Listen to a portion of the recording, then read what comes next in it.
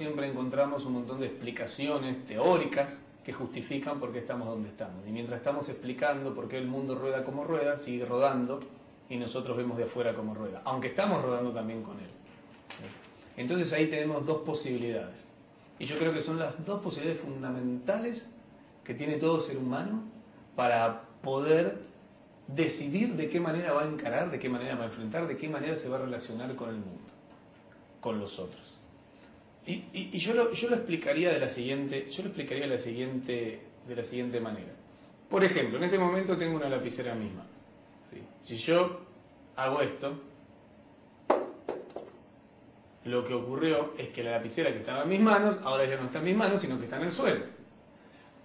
La pregunta es, ¿qué pasó? ¿Qué ocurrió? ¿Qué fue lo que pasó? Entonces podríamos preguntarle a un físico. Oiga, señor físico, ¿qué es lo que pasó? Y el físico probablemente nos responda algo así como decir, bueno, existe la ley de la gravedad. Entonces, como existe la ley de la gravedad, lo que ocurre es que los objetos son atraídos hacia el centro de la Tierra. ¿Sí? Y esa es una explicación válida. Si yo solo tuviera que dibujar matemáticamente, sería algo como decir que Y es igual a X.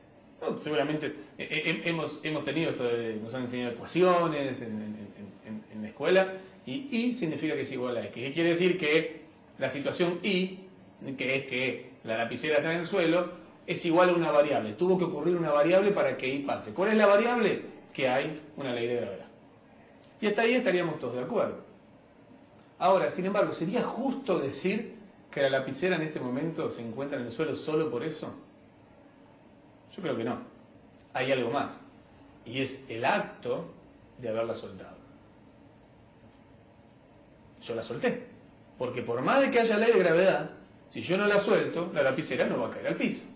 Si yo estoy en la luna y la suelto, no cae, simplemente porque no es la ley de gravedad que tenemos en el planeta Tierra. Entonces, matemáticamente, ¿cómo se dibuja esto? Y es igual a x1 x2. ¿Qué quiere decir? Que para que la lapicera esté en el suelo, que es lo que ha ocurrido, hubo dos variables que estuvieron en juego. x1 y x2. ¿Cuál es x1? La ley de gravedad. ¿Cuál es x2? Que yo la solté. La primera es la variable externa, es la variable de las circunstancias. Hay algo exterior que hace que eso pase. La segunda es la variable interna, donde yo asumo la responsabilidad que para que ello ocurra, hay algo que tiene que ver con mi acción. Hay algo que tiene que ver conmigo. El asunto es, ¿dónde nos estamos parando ante lo que nos ocurre? ¿En x1 o en x2? Por ejemplo, el mercado está complicado, el gobierno no permite hacer las cosas, mi gente no está comprometida, no tenemos los conocimientos suficientes, etcétera, etcétera, etcétera. En donde lo que empieza a aparecer es una circunstancia externa que define lo que ocurre, define ahí, define la realidad. Y no nos damos cuenta que siempre hay una variable que tiene que ver con nosotros, que es x2, que es de qué manera yo tengo que ver con que esto ocurra. ¿Cómo hago o qué me falta para poder ser una oferta atractiva en este mercado cambiante? ¿De qué manera tengo que configurar mi organización para poder operar efectivamente con el gobierno de turno? ¿Qué es lo que me falta a mí para que mi equipo se comprometa con un objetivo en común? Aparece X2 como una manera de hacernos cargo, responsables, responsabilidad, responder con habilidad. Una manera de hacernos responsables de lo que está ocurriendo. Ahora, ¿es justo? ¿No es justo? Bueno, esa no es la pregunta.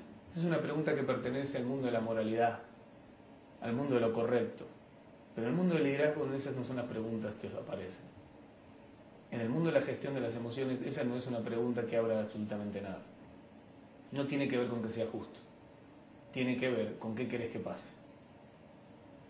Porque si lo que querés que pase, lo vas a justificar que no pasa con x1, entonces no hay ninguna posibilidad, dependiente de ti, de que algo ocurra. En cambio, si asumimos x2, entonces se abren mundos de posibilidades.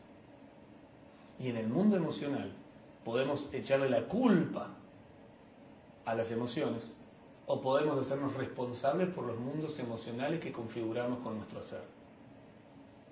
¿Qué hacemos día a día? En X1 aparecen dos emociones fundamentales, que son casi extremas, pero son distintas caras de la misma moneda, que es la resignación o la esperanza.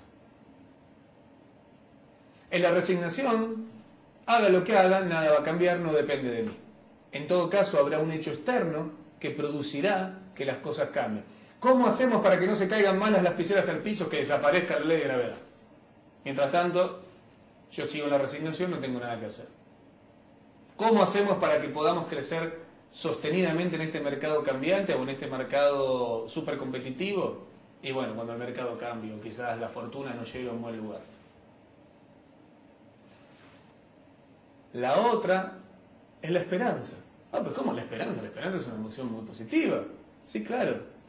Pero la esperanza, que viene de esperar, tiene que ver con que espero que algo externo a mí solucione la situación. Por eso vivo en la esperanza.